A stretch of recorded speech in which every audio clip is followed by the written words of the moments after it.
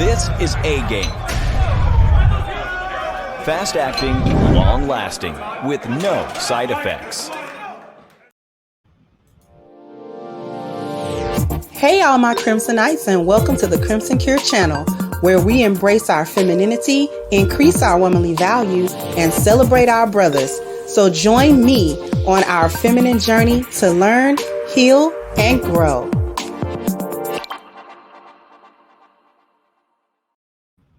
Hey there, my Crimsonites, and welcome to the Crimson Cure channel. I'm your host, femininity coach, and author of the Crimson Cure, and this is my perspective. So we're at it again, celebrating the Jezebel Spirit Part 2. Got another video for you guys.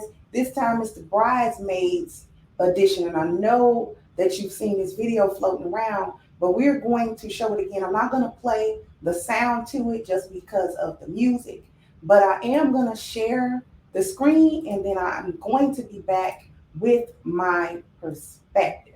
Okay? So here we go.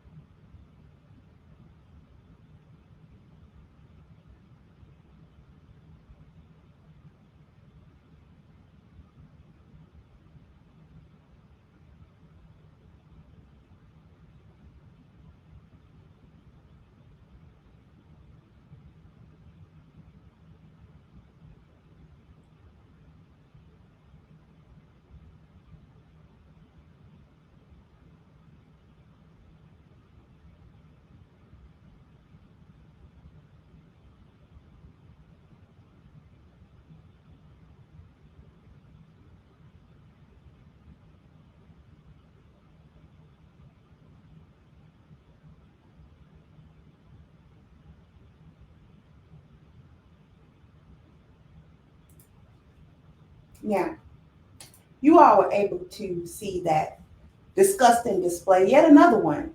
We're not surprised. This video isn't about us being surprised, because nobody's surprised anymore about Black women showing up as whores anywhere and everywhere that they go. Nobody's surprised by that anymore. It's old hat. It's standard. It's the standard order procedure right now. That's what it is. It's Black women's modus operandi. You gonna be a 304 wherever you are. No matter what kind of situation, what kind of venue, what kind of event, who's in attendance, what it's supposed to mean. You gonna shake your butt no matter what. That's what you gonna do, because you feel like that's what you need. You're gonna be a Jezebel everywhere that you go. And people accept this stuff quietly from you all, and they allow y'all to make a fool out of yourself. Basically because they don't want, nobody wants the job, nobody wants the hassle, nobody wants just to deal with you or by confronting or correcting you about anything. They just gotta ignore it or laugh at you or walk off or whatever they choose to do. Anything other than to say or pull your coattail or say, hey, you know what I'm saying? What's going on, sis? Hey, ma'am, anything like that. And they know, they accept your behavior, not because they like it, not because nobody thinks it's okay, but they know anybody that try to correct you know that Black women don't accept no correction and no direction. You don't accept anything. You're not going to accept the direction anyway. If somebody was to come and say, hey, not in this venue, you know, it's all in front of the kids and the elders and all that kind of stuff, you know, get up off the floor. It'll be a confrontation. It'll be an argument. It'll be something. You're not going to quietly just be like, you know, what am I doing? You're not going to come to your senses. You're not going to do none of that. It's going to be somebody else's problem. Black women are known for detesting any form of leadership, any form of anything. Okay? The other reason is nobody wants to risk an altercation with you, destruction of property. You get mad, start throwing stuff, start doing stuff. We done seen plenty of videos where black women trashing a store or trashing some venue because somebody said something to her that she didn't like. Somebody tried to correct her or pull her coattail on something or tell her no about something. Nobody wants to deal with a verbal assault from you. Nobody wants to deal with a physical assault from you. All based in, I was trying to corral you like a rabid dog, like a wild animal. So that's why people, you wonder why people, why they let them do that? Or, just like at the school thing, folks are trying to figure out, well, why did the principal or whatever, chances are the principal was a black woman, and she condoned the behavior anyway because she would have went somewhere and jumped down on the gymnasium floor and did it too. So that could be one. And then even if not, I got to see you later on this year and all that kind of stuff. I'm not trying to have that back and forth with you. And the other reason why don't nobody do nothing about this kind of stuff externally is because the fact of the matter is everyone has come to expect this behavior from black women anyway. That's why I said this is not about surprise. This is not about a clutching of the pearls. This is not about that. Ain't nobody clutching no pearls about black women twerking anywhere, no way now. Because come to be expected as black women to go somewhere as a collective and be regarded as low quality trash and gutter snipes. So why not let them come to a venue, take their money, they gonna be strippers and hoes anyway. Let them be strippers and hoes for a little bit, then put them out. Because that's what they're going to do. I don't care if you at a fine dining restaurant. I don't care if you really are at the club. I don't care apparently if you at a school, a wedding. I don't care where you are. This is what you're going to do. This is what it has come down to. Not to mention that this was a wedding. Let's think about that. This was at a wedding where children, I don't know if y'all peeped it, but the little girls in the white dresses was covering their eyes. Did y'all see that? Run it back. The little girls in the white dresses standing up near the front where the bridesmaids eventually made their way. The little girls had their eyes covered. The little baby girls had their eyes covered. This is where elders are. This is where your family is. This is where extended family and friends, strangers, the people serving the food, the people who are doing the photography, and all of that type of stuff.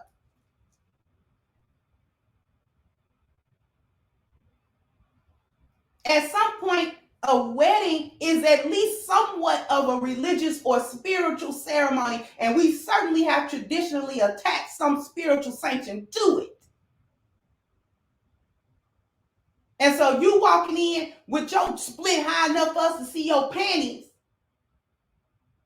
defiling the whole entire ceremony. I don't know why whoever the bride is, I don't know why she getting married. The groom needed to walk out. Because this is actually what belonging market value and friendship market value actually means. When we take a look at the valuable woman chart, belonging and friendship market value was on display in the worst possible way on this video. Because that's who she belonged to. Folks cheered it on. That's the family. That's the belonging. And then those was her friends, probably cousin, friends, whomever, who was the bridesmaids, because the bridesmaids are the people closest to the bride. Okay, so these is her people. And I wasn't playing the sound just because of the music, but this was Juveniles Back That Thing Up. That's what that was.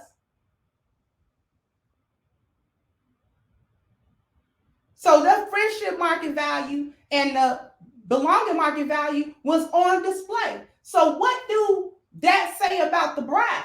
These is your closest confidants. These are your closest women that you confide in and hang out with, and y'all talk and converse and give each other advice and all of that kind of stuff. These your girlfriends, these your girls, these your riders that would come to your wedding. I don't even care if it was at the bride's behest. I wouldn't have done it. You can't, no, I'm not doing that at no wedding. And I'm not wearing no dress with the split up to literally my crotch. I'm not doing that. We don't have no sanctity of nothing anymore. Nothing is of value anymore. Those are her friends, the bride's friends. So that's the bride. That is representative of that bride. I'm going to need the brothers to start really paying attention to these women that y'all are walking down the aisle. These are her friends.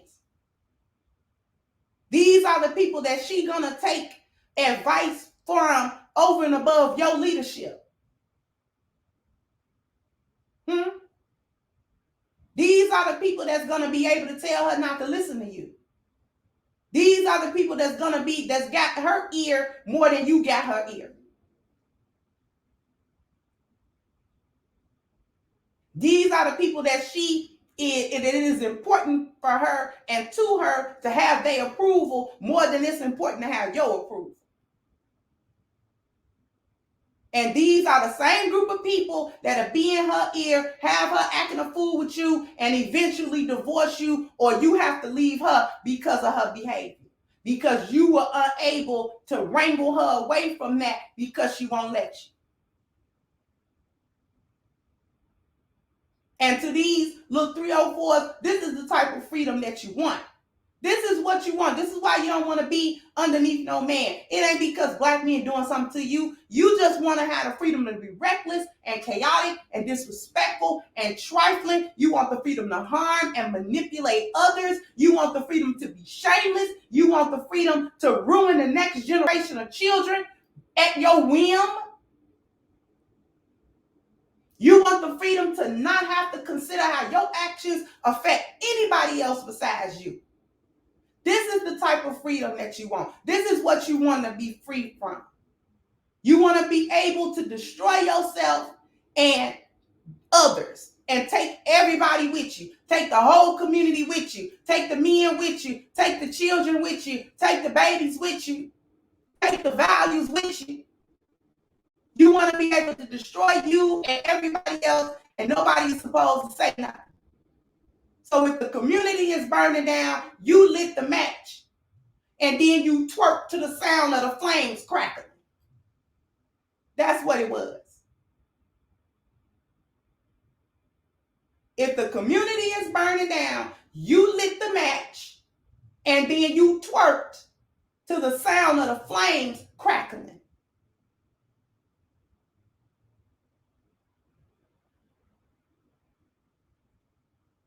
And them little babies got to cover their eyes because of the way that you are operating.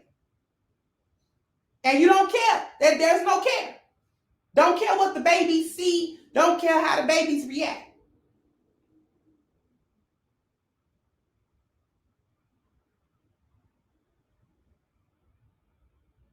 Don't care. And all of y'all talking about ain't no harm. There's plenty of harm.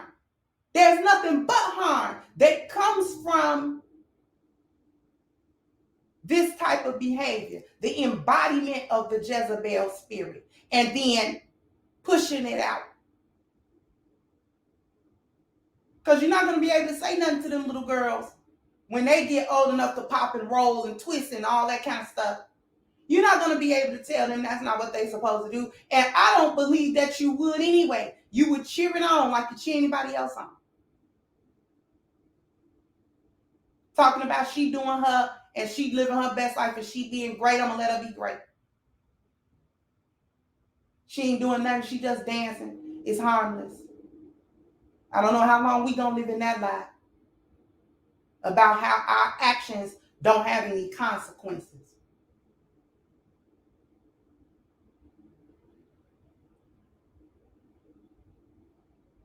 So sound off in the comment section. Let me know what you think. Like, share, subscribe to the channel if you have not. Once again, I'm your host of Crimson Cure, and this was my perspective. Bye-bye, Crimsonites. Hey guys, please like, share, and subscribe to the channel and hit the notification bell. And if you've got more to say on the topic, leave a comment down below. Also, don't forget to support our sponsor, who so graciously supports this channel by clicking the description box and the link for A-Game at agameherbal.com. You can go ahead and get a 10% discount off of your next purchase using the code Kendra10. This has been yet another Crimson Cure production, and I'll catch you guys on the next one.